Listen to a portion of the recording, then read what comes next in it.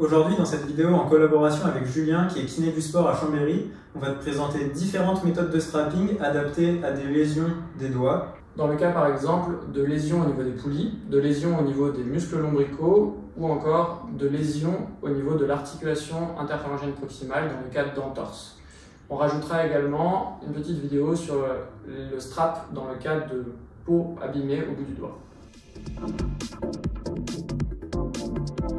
Voici une représentation anatomique des principales poulies qui tiennent les deux tendons fléchisseurs contre les os. La poulie A2, le plus souvent lésée en regard de la première phalange, et la poulie A4 en regard de la deuxième phalange. Le strap en H est le strap le plus recommandé et le plus efficace dans le cas de lésion des poulies. Pour strapper le doigt, je prends une bande, il ne faut pas la prendre trop longue, sinon après on aura du mal à la positionner sur le doigt. On va donc découper dans le sens de la longueur, à peu près à la moitié, les deux portions, en laissant une partie entière au milieu, de manière à reproduire le fameux H. Il faut donc positionner ce H au centre de l'articulation. On va se mettre en regard de l'articulation proximale. Dans cette position, je vais venir tendre de part et d'autre la première partie du strap, la partie la plus basse. Une fois que celle-ci est mise, je viens légèrement plier le doigt et je remets de la tension au-dessus. C'est dans ce cas-là, si la bande est trop longue, que l'on va avoir du mal à venir verrouiller correctement le strapal derrière. Il faut que le strapal soit relativement tendu, mais il faut tout de même laisser libre la vascularisation et donc que le doigt ne bleuisse pas trop. Le strap va apporter une sensation proprioceptive, c'est-à-dire qu'on va mieux ressentir la force qu'on exerce au travers du doigt. Cependant, il n'apporte pas non plus un effet mécanique suffisant pour remplacer les poulies. Il faut donc être prudent dans son utilisation et ne pas utiliser le strap en H comme s'il remplaçait les poulies et qu'on pouvait grimper même en étant blessé. Voici une représentation anatomique du muscle lombrical entre l'auriculaire et l'annulaire. Dans la paume de la main, il y a d'autres muscles lombricaux entre chaque doigt long. Le muscle lombrical s'insère entre le fléchisseur profond des doigts et vient se terminer sur l'extenseur commun des doigts à la face dorsale du doigt. Le muscle lombrical entre l'annulaire et l'auriculaire sera le muscle le plus lésé lorsqu'on se retrouve en préhension en bidoigt. C'est dans cette situation que le muscle sera le plus tendu. Dans le cas de préhension en monodoigt ou en bidoigt pistolet, il s'agira plutôt de son voisin, le muscle lombrical entre le majeur et l'annulaire, qui sera mis en tension et donc à risque de lésion. Cette lésion peut arriver lors des préhensions en bidoigt, en monodoigt ou lors des arrivées rapides sur une prise quand le petit doigt va sauter. Pour le strap des muscles lombricaux, l'objectif va être de solidariser les deux doigts ensemble pour réduire l'effet de cisaillement du muscle lombrical.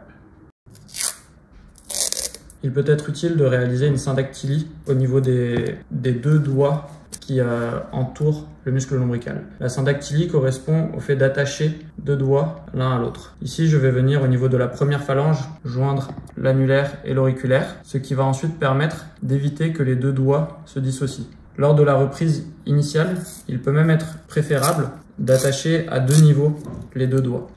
Je vais donc également ici rajouter au niveau de la deuxième phalange des tours pour tenir les doigts ensemble et donc d'éviter la mise en tension au niveau du muscle lombrical.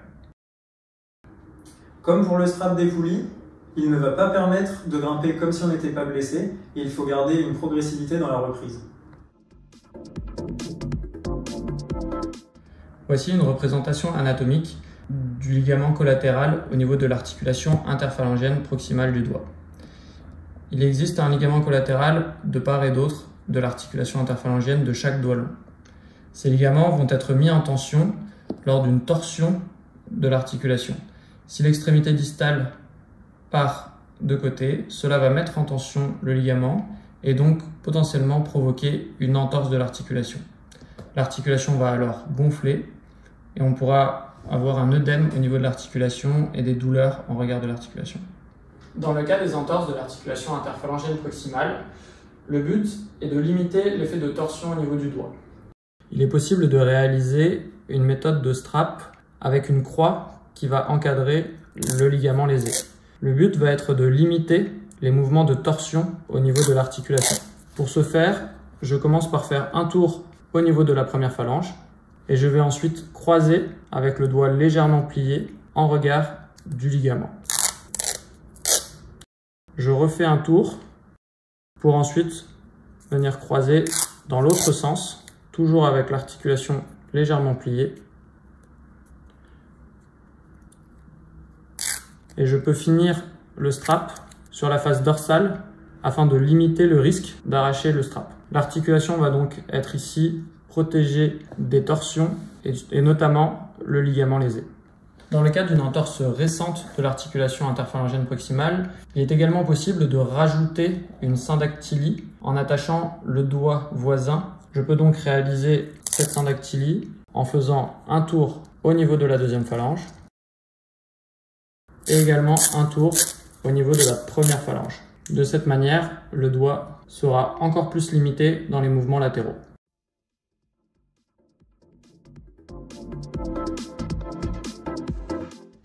Le strap, en cas de steak ou de peau trop douloureuse, est une solution de fortune qui va permettre de quand même grimper, mais c'est pas miraculeux, on va perdre en sensation, perdre en adhérence et légèrement perdre en mobilité dans le doigt. Si on veut maximiser la protection, on peut commencer par mettre une première bande le long du doigt, qu'on va venir ramener sur la face dorsale, et ensuite on va enrouler autour du doigt avec une deuxième bande assez fine. On va partir sur la face dorsale, à l'extrémité du doigt. Il faut bien penser à prendre le mou avant d'enrouler, au risque de trop serrer le strap. Et ensuite, on va venir faire chevaucher le strap en reculant le long du doigt. Quand on arrive sur l'articulation interphalangienne distale, on va veiller à pas trop serrer et avoir une légère flexion pour garder de la mobilité. Et ensuite, on va remonter jusqu'environ au milieu de la deuxième phalange. Toutes ces méthodes de strap sont à intégrer dans un parcours de soins global. Pour détailler le parcours de soins, nous avons réalisé un post sur Instagram que je vous invite à aller regarder. Nous discutons dans ce post des critères de reprise post-blessure. Si cette vidéo t'a plu, n'hésite pas à t'abonner et la liker. Tu peux aussi aller voir l'Instagram de Julien, Climb Exercise Kiné Chambéry.